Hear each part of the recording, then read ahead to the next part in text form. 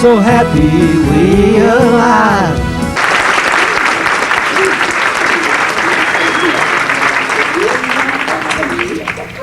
Can you restart that? I'm sorry, this is our head. Hello. I'm of an age where I figure I don't bother you, you don't bother me. It's a good life. So every now and then I have a glass of wine, and every now and then I smoke some marijuana. It relaxes me, and I can get arrested for that. I've read where in New York City they arrest 50,000 people a year for smoking pot. Some go to jail. I mean, that is crazy. Muggings, yes. Murder, yes. But police. More than a third of adults in this country say they smoke pot. The mayor has smoked it. He said he enjoyed it. Now, kids shouldn't smoke anything, and if you don't smoke pot, fine. But let's not arrest people for doing something normal. Next thing, they'll make chopped liver illegal. If you think it's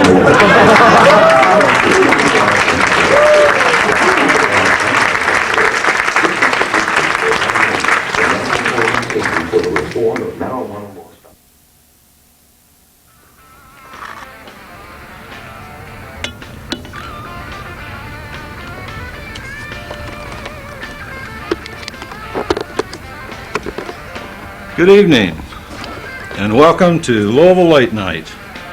This evening we're in beautiful San Francisco, California, and we're privileged to have with us this evening a guest of great distinction, and someone who's been crucially active in the medical marijuana issue, not just in the last few months, but for quite a few years. And she is a loving and interesting and vivacious person. Her name is ELVY MUSIKKA, and coincidentally, ELVY's quite the musician.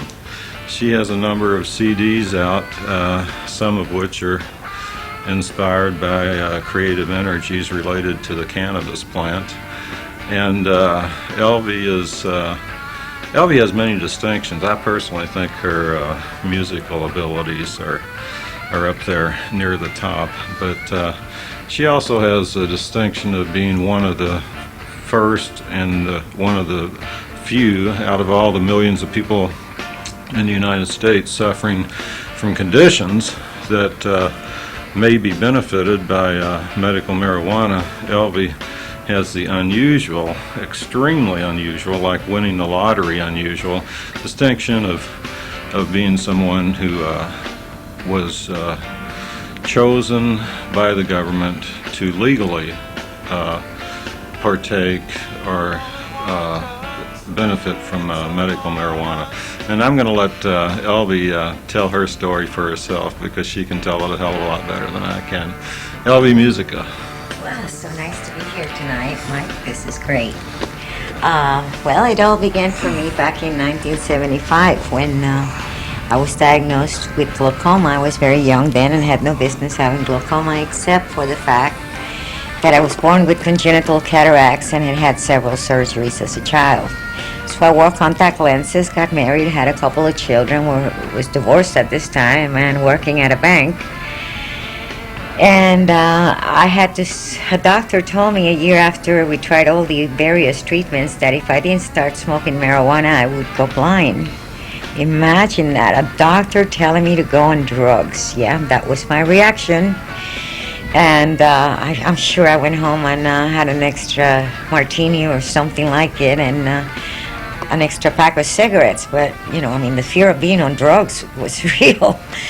Eventually, however, I did have to try it because nothing else was working, and the side effects of most of the medicines I have, especially those which are based on nerve gas, were very detrimental to me. I tried marijuana, and much to my amazement, from the very beginning, it was miraculous. I was able to document at the Bascom Palmer Eye Institute by 1977, the beginning of 77, that without marijuana, my intraocular pressures could be anywhere between 50s and 60s, and with it, it went down to the teens. I I was so amazed. I was sure that they would write a paper about it.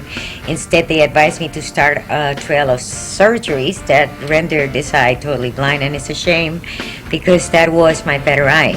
And so I've come to the conclusion that ignorance blinds us, and I can prove that. 12 years of hell that followed are so undescribable that I used to say that if someone told me all I had to do was go through them again, and at the end of it, everything would turn out the way it has, and that I would have $1 million to start a new life and maybe legalize cannabis, I used to say I wouldn't do it. I'm not sure that's true anymore. It's been such a horrendous experience, learning so much. By the time I was arrested in 1988, I certainly had gone to a gamut of everything that was available for glaucoma, lost an eye, and was growing my own marijuana. It had become very expensive during the Reagan years. If they wanted to support the drug trade, this prohibition was great for that, but it didn't do much for patients like myself. And when I was arrested, the police did not want to arrest me. I was turned in. I told them they better, that this needed to be settled in a court of law because I didn't want any more cokeheads to turn me in for growing my medical marijuana. And cocaine, as we know, in the 80s was very prevalent in every neighborhood, I think, in America. And we never got to the bottom of how all those drugs really got here. We were being entertained with Monica Lewinsky at the time that the hearings should have been taking place, and I don't think they ever did, or if they did, it must have been very secret. But in 1988, the public support, I went straight to the press, and because I did not understand that any government could possibly have the right to demand blindness out of their citizens. I didn't know how serious this problem was. I thought I was very odd that it only worked for me and a few people like me. That turns out to be false also.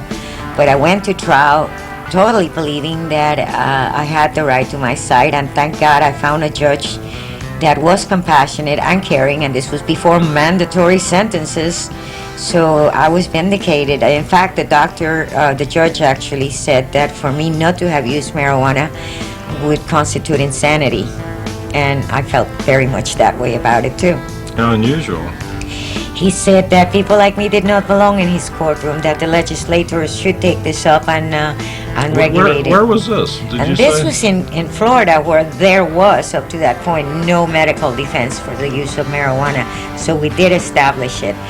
But the legislators, instead of listening to what the judge said, did exactly the opposite. In the 90s, while I was busy working all over the country and an awful lot of the time here in California because there were so many positive things happening, the legislators in Florida were convening to get rid of the medical defense, to pretend that my case never took place and the cases that followed. Thank God the Supreme Court of Florida upheld the lower decisions, and there is a defense, difficult though it may be. It is allowed in Florida, and my attorney Norm Kent has taken care of many cases down there.